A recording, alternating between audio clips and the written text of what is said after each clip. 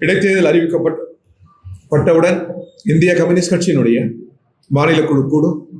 அன்றுள்ள சூழலை கருத்தில் கொண்டு எத்தகைய ஜனநாயக சக்திகளுடன் அணி சேர்வது அல்லது எத்தகைய தேர்தல் விதிமுறை வகுப்பது என்று அப்பொழுது நாங்கள் முடிவு செய்வோம். அந்த முடிவை உங்களுக்கு அறிவிப்போம். இன்றுள்ள நிகழ்கால அரசியல் சூழலை கணக்கில் கொண்டால் காங்கிரஸ் விலகிவிட்டது. திமுகவும் இந்திய கூட்டணியில் இடம்பெற மாட்டோம் என்று அறிவித்துவிட்டது. வேறு சில கட்சிகளும் தவிகாவில் அமைச்சரவையில் அங்கம் வருகிறது. இந்த சூழலில் ஒரு அணியாக அமைந்து போட்டியிடும் சூழல் இல்லை. எனவே வருங்காலங்களில் உள்ளாட்சி, சட்டமன்றம், நாடாளுமன்ற தேர்தலில் எத்தகைய முடிவை மேற்கொள்வது என்கிற வியூகத்தை அந்த சூழலில் நாங்கள் வகுப்போம். இப்பொழுதும் சொல்கிறோம், திமுக, அதிமுக, தவிக ஒரு ஜனநாயக சக்திகள். நாட்டு நலன் கருதி பொதுவான இயக்கங்களில் அவர்களுடன் இணைந்து எங்களால் பணியாற்ற முடியும், பணியாற்றுவோம். எங்களுக்கு அரசியலில் ஒரே ஒரு பகைமுரண் RSS, பிஜேபி தான். மற்றபடி தமிழ்நாட்டில் இருக்கிற எந்த அரசியல் கட்சிகளும் எங்களுக்கு பகைமுரண் அல்ல. அவர்களுடன் தேசத்தின் பொது நலன் சார்ந்த, உழைக்கும் மக்களின் பொது நலன் சார்ந்த, வர்க்க நலன் சார்ந்த பிரச்சனைகளில் ஒன்றிணைய முடியும், போராட முடியும் என்பதையும் நாங்கள் தெரிவித்துக் கொள்கிறோம். தனக்கென்று அமைப்பு நிலைகளை கொண்டிருக்கிறது, அரசியல் முடிவுகளை எடுக்கிறது. ஒருபோதும் தமிழக முதல்வர் ஏன் அவ்வாறு சொன்னார் என்று நமக்கு புரியவில்லை. அவரோடு இந்த 10 ஆண்டுகள் மிக நெருக்கமாக நாங்கள் பழகியிருக்கிறோம். 5 ஆண்டுகள் ஆட்சியில் இருந்த போதும் ஒருபோதும் முதல்வரை சந்தித்த போது, அதாவது முன்னாள் முதல்வர் மாண்புமிகு ஸ்டாலின் அவர்களை சந்தித்த போது ஒருபோதும் எங்கள் உட்கட்சி விஷயங்களில் தலையிட்டதில்லை, எந்த அழுத்தையும் அவர் தந்ததில்லை. இப்பொழுது அவர் பேசியிருக்கக்கூடாது, அவ்வாறு அவர் பேசியிருக்கக்கூடாது என்றால் அவருக்கும் தெரியும், நாட்டு மக்களுக்கும் தெரியும், கம்யூனிஸ்ட் கட்சி தன்னியல்பில் கூடி, அமைப்பாக கூடி அது வாதிக்கும், அரசியலாக முடிவுகளை எடுக்கும் என்பதை நாட்டு மக்கள் அறிந்திருக்கிறார்கள். அது அவ்வாறு பேசியிருக்கக்கூடாது. அது நீங்க அவரை கேட்கணும். நாங்க இன்றுள்ள சூழலில் ஒரு கூட்டணி சூழல் இப்பொழுது இல்லை. தவிகாவுக்கு வெளியிலிருந்து ஆதரவு நாங்கள் செய்கிறோம். அரசியலாக மக்கள் வாக்களித்திருக்கிறார்கள். 108 இடங்கள் அவர்கள் பெற்றிருக்கிறார்கள்.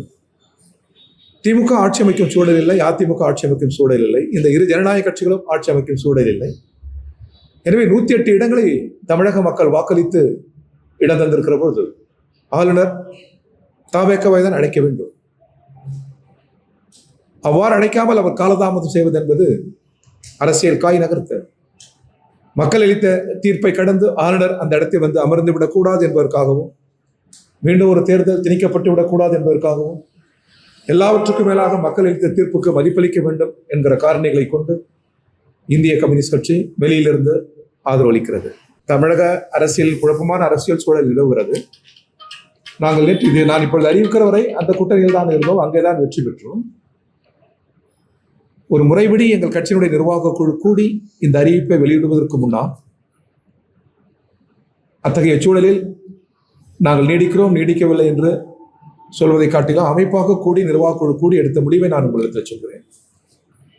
இன்றுள்ள அரசியல் சூழல் காங்கிரஸ் இல்லை, விசிக அந்த இடத்தில் இல்லை, IUML அங்கே இல்லை.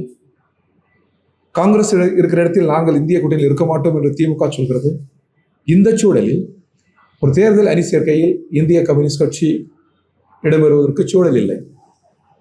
எனவே இதை கருத்தில் கொண்டுதான் இத்தகைய முடிவை நாங்கள் எடுக்கிறோம். அவ்வாறு முடிவு எடுக்கிற போது எப்பொழுதுமே ஜனநாயக சக்திகளை நாங்கள் கடந்து சென்று விட மாட்டோம். அங்கே பகைமுரனுக்கு எந்த இடமும் இல்லை. நாங்கள் மீண்டும் அறிவிக்கிறோம், எங்களுக்கான அரசியல் பகைமுரண் கொண்ட ஒரு இயக்கம் பிஜேபி தான். எனவே சூழல் எழுகிற போது உள்ளாட்சி, சட்டமன்ற, நாடாளுமன்ற தேர்தல் வருகிற போது அந்த சூழலில் நாங்கள் கூடி அணி சேர்க்கைகள் குறித்து நாங்கள் சிந்திப்போம், கட்சி முடிவெடுக்கும்.